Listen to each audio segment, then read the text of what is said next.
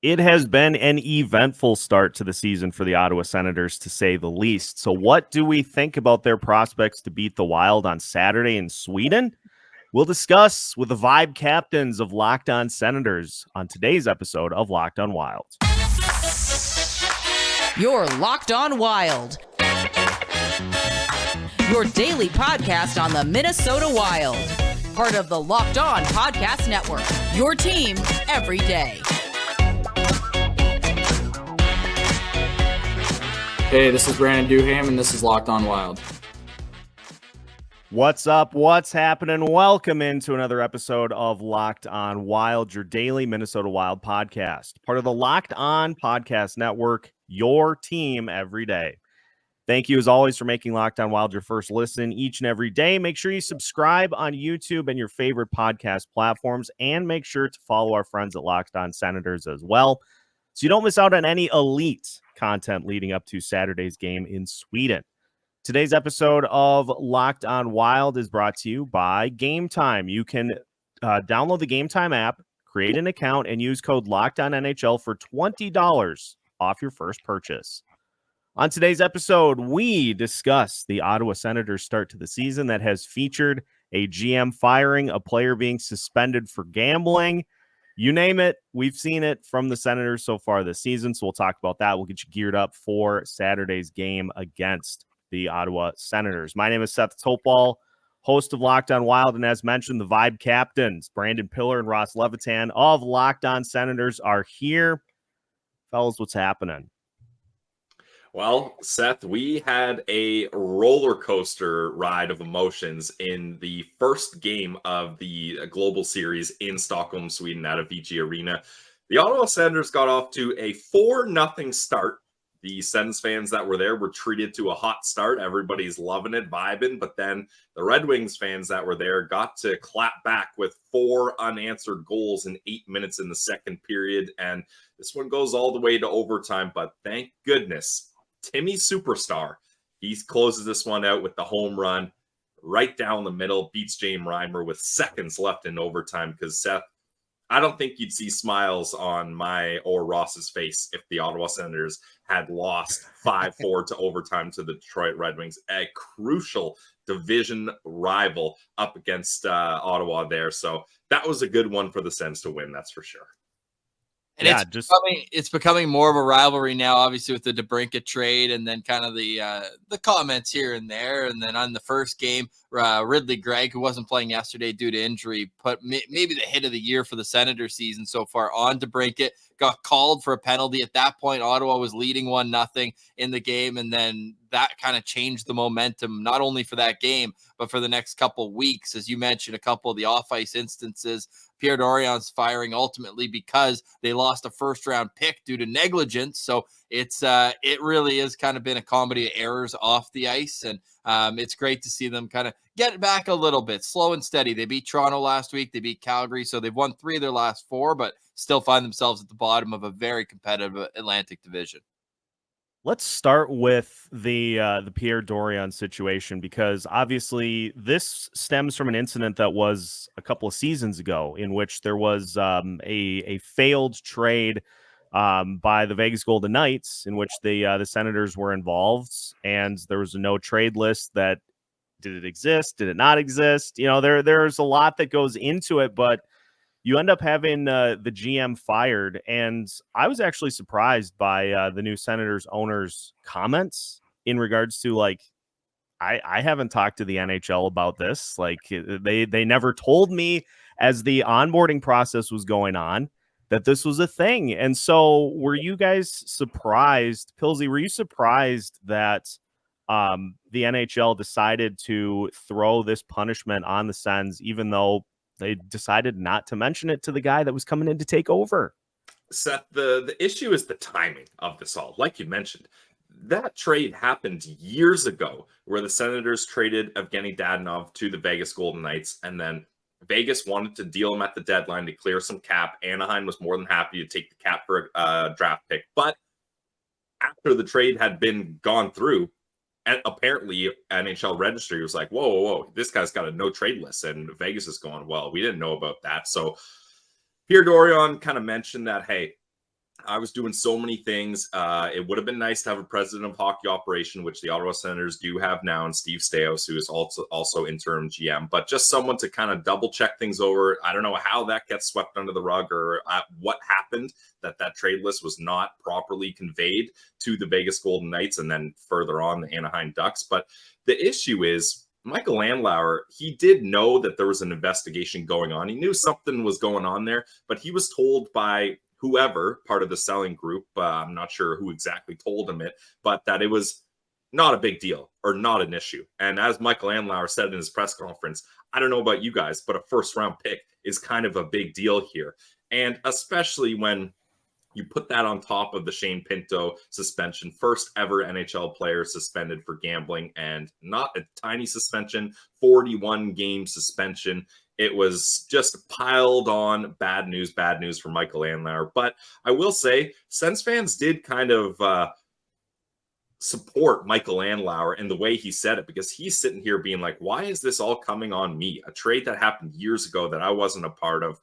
My general manager back then made a mistake, and now I'm paying the price for it. And we've seen in the past, like when the New Jersey Devils sold their team and new owners took over it, the penalties for that monster Ilya Kovalchuk deal, they were reduced because the NHL was like, well, it's not really fair to this new owner that he's got to pay the piper for something that previous owners and general managers did. So I think Sens fans kind of were like, well, that's going to happen for us, right? They're not going to do a first-round pick. This is going to go to a third-round pick or something. So losing a first-round pick for a team that hasn't made the playoffs in 6 years and hasn't had a first-round pick since 2021, trading their first-round picks to acquire Alex DeBrincat and acquire Jacob Chikrin, and now they're going to lose a pick.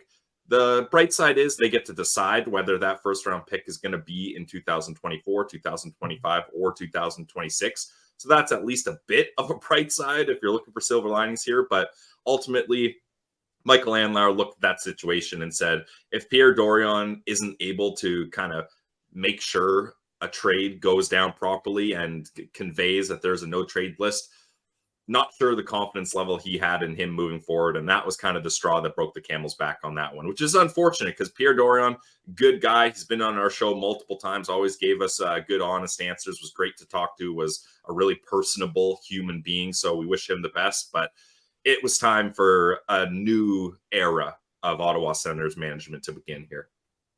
Ross, your thoughts? Yeah, no, I think Pilsy hit it right on the head. And just the fact that the turnover, it started with Steve Staios coming in. I think that the plan was to keep Pierre Dorion through the end of the season. But beyond that, I think when you spend as much as Michael Andlauer did, $950 million to get this team, you're going to bring in people that you trust and who you want around from day one and kind of clean house, for lack of a better term. So I think steady Stevie Staios right in the ship. I think a lot of Sens fans are pretty confident with that. His success in the OHL with Michael Andlauer's Hamilton Bulldogs is well documented. Usually it's like ebbs and flows with junior hockey up here. You know, you kind of load up for a couple of years, then you go through a rebuild. They won two Memorial Cups two OHL championships and one Memorial Cup in the span of, I believe, 4 years. So that, you know, you're supposed to be going down, but it takes good management and everything to be able to get that second push. So no, I think that he's kind of making his stamp slow and steady, but he also wants it to be calm now because of all that. So a lot of people in Ottawa calling for the coach to be fired after every loss. And with that, it just feels like it's going to happen eventually. But if it's going to happen now, it's like, okay, like it's just going to add to the chaos here. Like I mentioned, the Sens have won 3 of 4. You just kind of want to hope to get out of the gutter first, get some wins under your belt. And then with that, you can then start looking around and make changes from a position of strength rather than desperation. Yeah, most definitely. We'll continue the conversation because I want to ask about DJ Smith's status a little bit more, the Shane Pinto situation. There's a lot to get to. We're also going to get to the good stuff, too. We'll get to some of the bright spots this season because, obviously, we got to talk about your boy, Tim Stutzle. So we'll discuss all that and more as we continue today's episode of Locked on Wilds after this. Today's episode is brought to you by Game Time. And if you are someone who lives in the moment like I do, you've probably gone through the buying experience for tickets to a game, tickets to a concert, tickets to a comedy show the day of. Nobody makes plans in advance anymore. But the thing that you want to avoid is having to pay just through the nose for tickets, or worst case scenario, you buy your tickets, you get to the event, and your view is obstructed. Nobody wants to deal with that. That's where Game Time comes in. Game Time can offer you last-minute tickets, plus, most importantly, views from all seats in the venue. Take the guesswork out of buying tickets with Game Time. Download the Game Time app, create an account, and use code LOCKEDONNHL for $20 off your first purchase. Terms apply. Again, create an account and redeem code LOCKEDONNHL for $20 off. Download Game Time today. Last minute tickets, lowest price, guaranteed. Welcome back into today's episode of Locked On Wild. Once again, we thank you for making Locked On Wild your first listen each and every day. For your second listen, Locked On Senators gets you set for Saturday's game against Ottawa in Sweden. The international games, or as we're calling them with the live streams going on Saturday and Sunday, the Sweden streams. So make sure to check that out on YouTube as well. Seth Topol joined by Brandon Pillar and Ross Levitan. Ross, let's talk about Shane Pinto's situation. Suspended for gambling, and it was a little odd going into that because Pinto was still awaiting getting signed, was he not? Yeah, not only that, he had actually flown to Ottawa and given everybody kind of a sense that he was going to sign imminently and be back in the lineup. He was arriving in Ottawa at the same time that the Sens got back from their first game of the season, which was in Carolina. And then all of a sudden he left. Sounded like he just didn't want to be a distraction because people are going to the practice facility and trying to get pictures and, make sure that he's ready to fill in at that third line center position. And I mean, some of your listeners will be familiar with Shane Pinto after he started with the University of North Dakota for a couple of years, was the runner-up to Cole Caulfield for the Hobey Baker during his sophomore season there. So he's a heck of a player. No question about that. But there are plenty of questions about kind of what happened. And I don't think the information's ever going to fully come out. Gary Bettman has been clear that Shane Pinto did not bet on hockey. Did not bet on hockey. So that leads you to like, okay, well, you're allowed to bet on other sports. So like, where's the disconnect? 41 game suspension. So I guess it was due to a proxy, kind of seems like it, or he was in a state where gambling is illegal, placing bets. It's clouded in mystery for sure. But at the end of the day, Ottawa was in a bit of a cap crunch. I know I'm spin zoning this because obviously it'd be great to have Shane Pinto in the lineup. Ottawa was in a huge cap crunch. And one of the guys who everyone, ourselves included, hand up, said needed to go was Mathieu Joseph.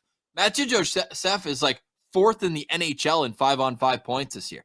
He is having an enormous start to the season. Every line that he gets put on becomes the Senators' best line. He started out with Ridley Gregg and who was on that line with them? Tarasenko was on that line. They were buzzing. Then he gets moved up. Now he's playing with Stutzle and Giroux, and it's like wherever Mathieu Joseph goes, that line's been the best. And what Ottawa was lucky to have is a guy who was very similar to Shane Pinto in Ridley Gregg, who was able to step in and was, for my money, the NHL's Rookie of the Month for October. Likely the runner-up, Lucas Dostal, the goalie in Anaheim, got the win, but he had 7 points in his first 8 games. He was tenacious and just a great player. Brandon Wheat King alumni, but then he got hurt. So now he's out long-term. So now they're in a position where Rourke Chartier is man in the middle and Roby Yarventi, a second-round pick back in 2020. So they are trying to kind of fill in by association right now, Seth, but it was nice to have Ridley Gregg for a little bit. Some people were like, hey, Ridley's our guy. Like, we got to move Shane Pinto. I was never on that side. I think the two can coexist together, move one over to wing. But, yeah, now they've got neither. So we're waiting for January 21st when hopefully Shane Pinto comes back. And to get back to my initial point about the cap crunch, with this suspension, Shane Pinto's lost all leverage in negotiations. It sounded like he was looking at $2.5 million, 2.2 around there. I believe it came out afterwards. I wish I could credit the source, but that he was about to sign a 2-year, $2.2 million average deal. Now he's probably going to sign for the rest of this year on near league minimum. He's going to have to play in Belleville because he hasn't played in 41 games. He's going to have to go play in the minors for probably a week or two and then reassess in the summer. So I think from a strategic long-term standpoint, this might actually help Ottawa. How's that? Did I spin that well? Wow. That's I think we got exactly what we needed out of that one. And I mean, a lot of times unexpected opportunities are the only way that players get a chance to bloom. And so, taking something good out of something bad is about the only way we can do it. Before we get to some of the bright spots, I do want to get both of your guys' thoughts. You talked about it a little bit in segment 1 with DJ Smith, and now you've seen, GM changes, new owner coming in. A lot of times new owners want to bring in their guys to do particular jobs. So I'll just ask you both. Let's start with Pilsy. DJ Smith, safe for now? Should he be worried if the team starts to kind of go back into a slump? Should he be worried about his job security for the rest of this year? I think DJ Smith will be the head coach for the rest of this season, Seth. And Ross mentioned it. Steve Staios came in and told the players after they fired Pierre Dorion. A lot of people kind of speculating, hey, DJ was Pierre's guy. So now that Pierre's gone, you see it a lot where they axe the GM and the coach because they're kind of tied at the hip there. But the thing is, they wanted to keep stability. So Steve Staios told the group, hey, look, I know Pierre's gone, but we're not trying to switch everything up and create all this chaos.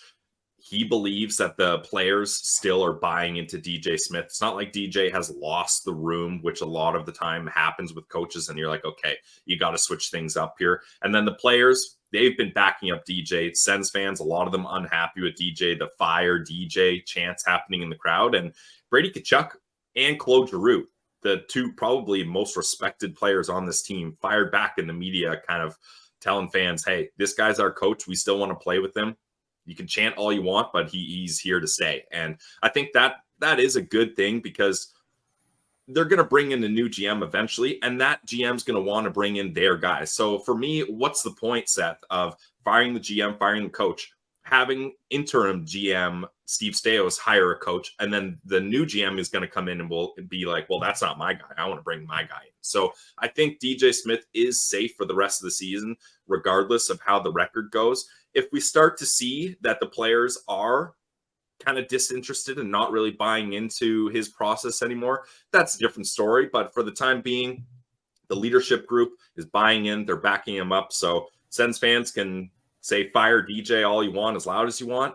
Probably not going to happen for a while. I like Pilsy's point about the GM wanting to pick his own guy. But that said, I do think if it's playoffs or bust, there's no excuses is kind of our mantra this year, because there's been too many excuses over the last 2 years where it's like you should be coming out of the rebuild. We've watched teams like LA lap Ottawa, like they were drafting high together for a number of years there. And it's like, okay, well, how is LA and other teams? I know the Rangers were gifted in the lottery a couple times, but they've been able to get out of their rebuild. They've been able to attract some free agents. Obviously, Ottawa and New York, a little different demographic when you're attracting players in free agency. But the one thing I will say is the legendary Daniel Alfredsson, Hockey Hall of Famer Daniel Alfredsson, has been added to this player development coaching staff. He doesn't really have a defined role. He's basically the Daniel Alfredsson of the Ottawa Senators. That's his role. However, in Sweden, his native country, where he has an Olympic gold medal representing them, the second all-time, should I say since the, when did I look back until? I looked 92, I believe. Only Mats Sundin has more points of any Swedish player in National Hockey League. Yes, I mean, hell of a player, no question. I feel like he doesn't get the respect sometimes out of Ottawa that he should get. However, sometimes you want those guys in cushy executive suite roles, right? Bill Guerin, perfect example. Great player, goes up the C-suites, he's hanging out. Alfie wants boots on the ground, and in the first time in yesterday's game, he was on the bench as an assistant coach. His job security is 11 out of 10. So to me, he's kind of the Michael Andlauer, Steve Staios, not mole, but recon attitude, where it's like, okay, he's going to be in the room. He's going to see how the strategy meetings are going. He's going to do all this. And I would not be surprised if Alfie wants to, and if the team is struggling, and if they don't have a GM, and if the season's like off the rails, you name Alfie interim head coach to finish off the year if he wants it. and then you reassess afterwards, where he could either go upstairs. He can do whatever he wants, man. He could be the owner if he needs to be. But no, all jokes aside, Daniel Alfredsson's kind of the X factor in all this, because if you listen to him talk, he wants to be a direct impact on the game. And where do you have the most impact? As the head coach. All right, timestamp that November 17th, 10:30 a.m. Central Time. If that does end up happening, I'm going to send you guys this clip, and you may have called it right now. We don't know. We'll see. I hope DJ is the head coach. I really do think that, like, he has the room. The room is not the issue, and that a lot of times it is, where it's like, you hear rumblings of, okay, this or that.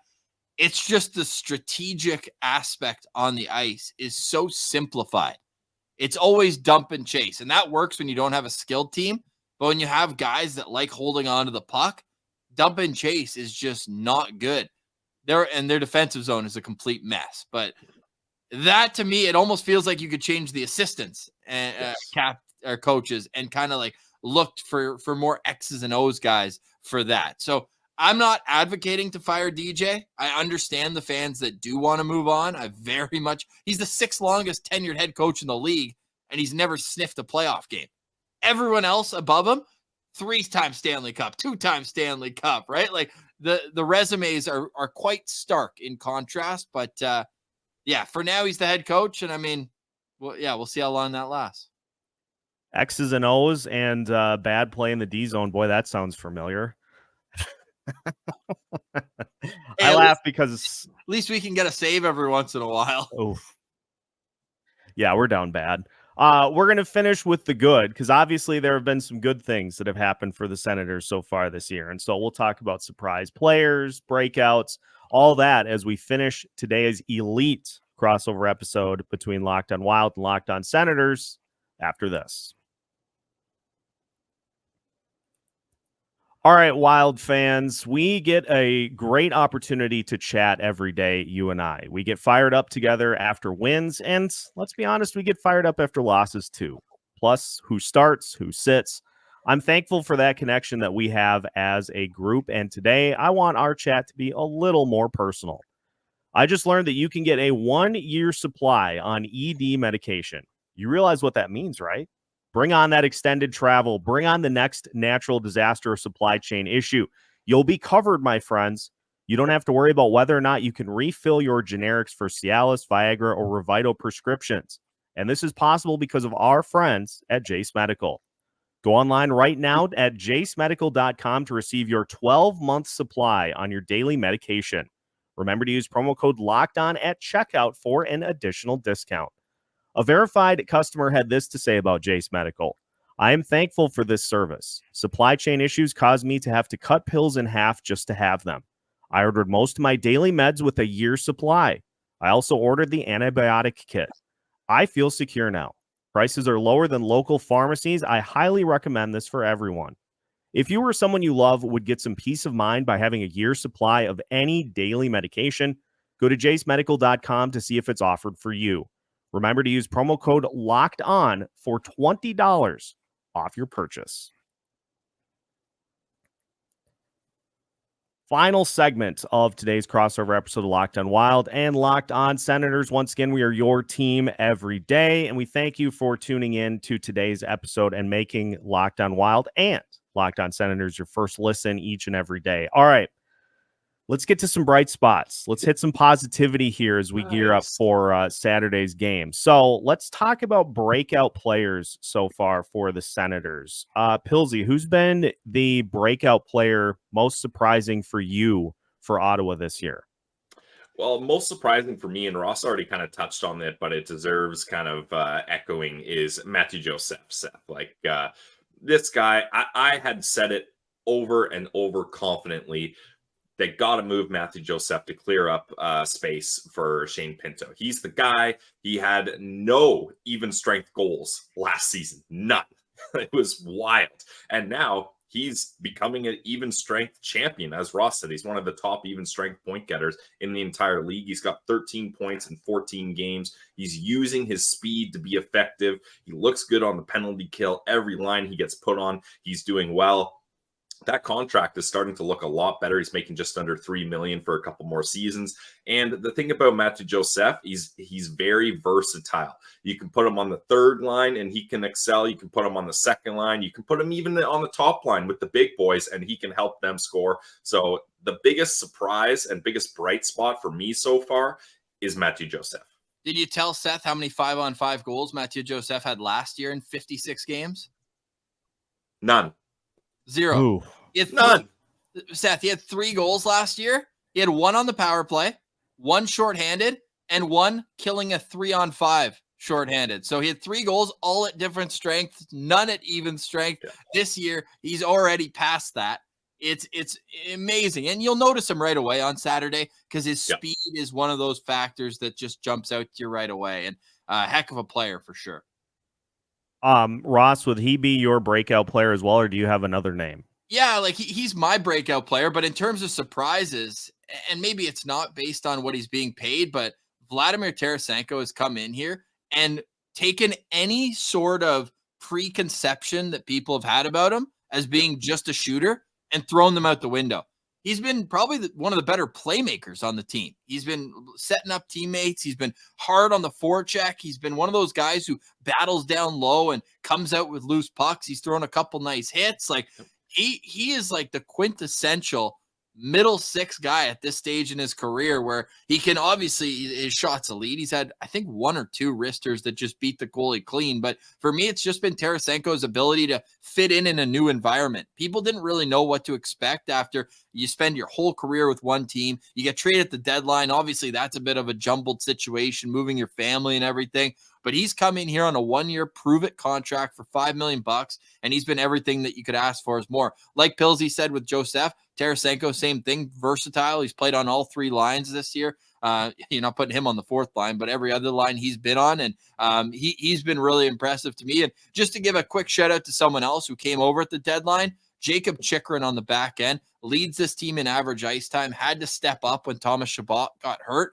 And he's been incredible. Like offensively, the way he controls, you've seen it for years in the Central Division since he's been in Arizona. But that guy, he's a true great game breaker from the back end. There's times in his own zone where I'm wondering where the heck he's doing so high. It's almost like he's afraid to go below the hash marks occasionally. But when the puck's on his stick, especially in the offensive zone, man, he's always a threat to produce. Yeah, he was a wild killer forever, and now he's in the Eastern Conference, so I don't get a chance to see him as much, and I'm like, that's okay, that's fine. Well, you'll see him on the ice a lot in tomorrow's game, Seth. You can guarantee that. I'm not going to be surprised in the slightest if he scores a goal. Maybe that's a call. 9 goals in 23 games against the Wild for Chychrun as a defenseman. Not bad. Let's talk Timmy Stutzle because I want to ask you guys a question. Just one? I want 18 Timmy questions. Let's go. Has he ascended into the, we knew that he was a great player. He's a young player. Have we seen him ascend to the upper echelon, to the elite tier of players in the NHL, Ross? Superstar, maybe? Yes. Say it with me now, Seth. Timmy Superstar. Timmy Superstar. I like that. Since turning 21 years old, we tweeted this out at Sens Central. Since turning 21 years old, he's 10th in the NHL in scoring. That's last January 15th. So second half of last year, start of this year. The players who have more points in that span than Tim Stutzle, Nate McKinnon, Connor McDavid, Leon Draisaitl, David Pasternak, Elias Pettersson, Nikita Kucherov, Mikko Rantanen, Matthew Tkachuk, and JT Miller. He's up there with the top end players in the National Hockey League. And I'm sure you can realize from those names, none of them are under 25. These are guys in their prime who have done that in the last year and a half. And the fact that Tim Stutzle is in the first year of an 8-year contract that pays him $8.35 per year, he's just scratching the surface. And the irony here for a guy who has 20 points in his first 14 games is people in Ottawa who watch every single game like we do think he's got more to give. There's games where we're like, Timmy didn't look that good tonight. And then we look, he's got a goal and 2 assists. You're like, all right, I guess he was okay. But it's truly incredible. And the thing that kind of gets misconstrued, and you'll see it in this game. And obviously the Wild have a heavier team. I'm not sure if he'll match up against, Ryan Hartman or Joel Eriksson-Ek down the middle. If it's Marco Rossi, I think Timmy will probably eat that matchup. But if it is one of those bigger guys, like Timmy's got, I think during that same span, the stats that I pulled up yesterday, in his last 54 games, he's got 69 hits. It's not like he's going to go out there and bowl people over, but he's got a lot more competitiveness and grittiness than I think a lot of people give him credit for. He's not a guy who's afraid to get in the corners and mix it up. So he really is kind of the missing piece of what Ottawa was looking for, is that elite number one center. And they found him, man. He's unreal, man. So fun to watch. I mean, just look at yesterday, 2 like elite highlight reel plays that I don't know how many guys in the league can do.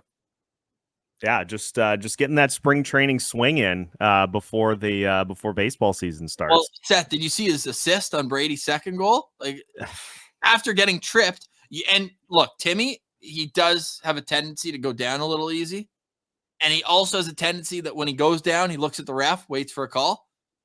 The play yesterday to me showed a ton of maturity, where instead of looking for the ref, he goes, well, we know Brady has one track mind in the offensive zone. He's going to be at the net. You know where to find him.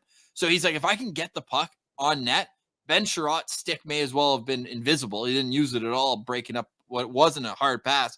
But to have the sense to just right away throw it on net, and that was just a great play too. That to me showed a ton of maturity in his game. I'll give you guys a little intel for Saturday's game. It'll be Marco Rossi 1C. Okay. So that's a German up against an Austrian. Interesting matchup there. You don't see that every day, hey?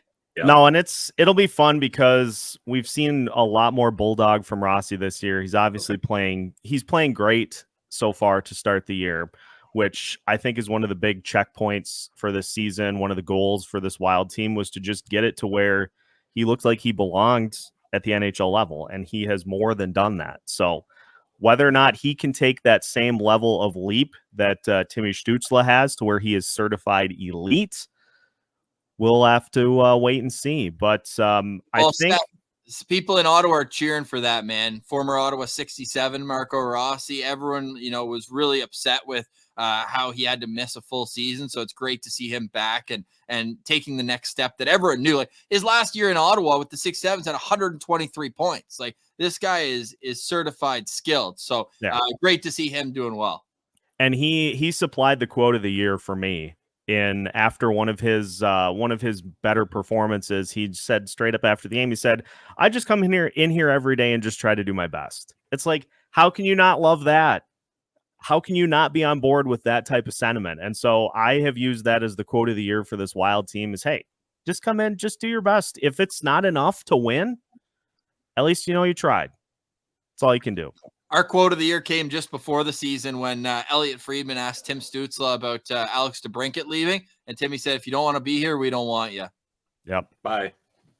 That's a big part of it too, is you can't have those guys that are just there. Like if you don't want to be a part of the mix, go be part of somebody else's mix. So, well, fellas, this has been a blast. Appreciate the time, and gonna be very excited to see how this game goes on Saturday between these two teams. I'm hoping for a Wild dub, but we'll see. Well, let's end off. We got to ask you a question here. Philly franchise, our guy. I think you're a Gus the Bus guy. Yes. Get me started on that nickname.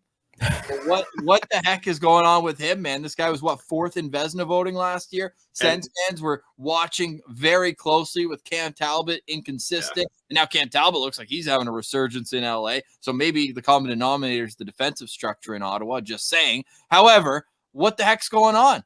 And Gus will be starting tomorrow's game. So yes, yep, Gus will be in net. And for me, I talked about it in yesterday's episode. There is a symbiotic relationship between a goalie and the defense. And what we're seeing this year from Filip Gustavsson is that he's facing more shots in close. He's facing a ton more high danger chances than he did last year so far this season, and as a result, he's given up more goals in those situations. And the fact that he hasn't been on his game has trickled over into the power play. He is, I think, on pace to triple the number of goals that he gave up on the power play alone from last season. So it's been a rough start. The defense has not helped. And if the Wild D-core can push the shots out from in front of the net, push them out on the perimeter, get them from further out, which allows for easier opportunities for Gus to make the saves. There just has been too much traffic in front of the net too. It's a whole bunch of different factors that have all just snowballed at once. And so if you can just get a couple of those to be more manageable, clean out the front of the net. Okay, that box is checked. Push those shots out from farther out. Okay, that box is checked. Then Gus can get his confidence back up and can start to just rattle off some good performances back to back to back. Yeah, I mean, it's there. It's there. We saw it against Florida on opening night. It just haven't seen it since. Yeah, Sens fans, at least I'll speak for myself, I guess, we don't have any kind of hard feelings towards Gustafsson. I think everybody kind of realized it just wasn't going to work out for Gus here in Ottawa. And he even said, like, it was tough for him being in Ottawa, that this was a franchise for a long time that had no stability. He didn't know whether he was playing in Belleville or Ottawa. He was moving up and down, whether he's starting or not. It was just absolutely wild. And he wasn't able to kind of find stability here. And then he goes over to Minnesota, and it seems like he has a great start, gets that new contract. And he started the season off with what, Seth, a 42 save shutout or something like that? Like, and it looked like, okay, this is all going to work out. But so we'll see how it goes. Hoping that Gus turns things around after the game against the Senators, because that's a guy, like, people forget the Ottawa Senators protected him as their goalie in the expansion draft when Seattle came around. Like, that's not nothing. That's a big deal. They obviously had a lot of confidence in the goalie he could become. They just didn't think it was going to work out here. So hopefully for Gustafsson, especially in his home country of Sweden, he can at least have a better performance than he has been lately. Yeah, it's all about confidence for goalies. If you're not especially playing Gus, confidently, it's not going to work. And so I hope that that he's able to get the ship righted. I did an episode which I think started all of this by saying that he is the best goalie in the NHL that nobody's talking about. And then he went and he gave up, I think, 6 that night, and it's been rough ever since. So maybe if I delete the audio, he'll get back on track, but we'll see. Yeah, there you go. Good luck, fellas. Thank you. This was a blast. Make sure, Locked On Wild listeners, you follow along with everything going on at Locked On Senators. These guys are the gold standard of the network, and so I love getting the opportunity to just hop in with these two, because it's always a blast. It's always good info. And so listeners, make sure you give them a shout as well. Well, you're going to be able to hear a familiar voice on today's Locked On Senators if you're checking it out after this episode. Seth's going to jump on and let our listeners know what's going on with the Wild. So if you're like, hey, I just listened to Locked On Wild and they're talking about the Sens the whole time, don't worry, we'll reciprocate. So go check out Locked On Senators today. Seth, always appreciate you, man. Great to see the growth in your show. Love having the postcast. I feel like we're the only two who consistently get the postcast going. Great to vibe and vent with everybody in the chat right after the game. So it's great, man. We see you out here. It's awesome, and let's keep the growth rolling.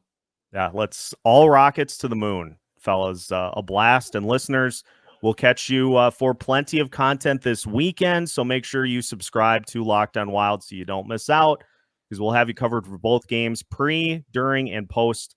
So make sure to find us on YouTube and your favorite podcast platforms. Locked On Wild out. Peace.